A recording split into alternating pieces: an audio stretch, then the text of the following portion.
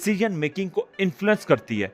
आपको ये जानकर हैरानी होगी कि कई बार पेरेंट्स, टीचर्स और इवन गवर्नमेंट भी लोगों को इनडायरेक्टली कंट्रोल करने के लिए रिवर्स साइकोलॉजी का यूज करती हैं। वर्ल्ड वॉर 2 के दौरान ब्रिटिश इंटेलिजेंस ने दुश्मन प्रोपेगेंडा के खिलाफ पोस्टर्स बनाए जिसमें लिखा होता था, don't listen to BBC radio, it's fake. नतीजा, बीबीसी की लिसनरशिप 3 गुना बढ़ गई। ये टेक्निक मार्केटिंग में भी यूज होती है।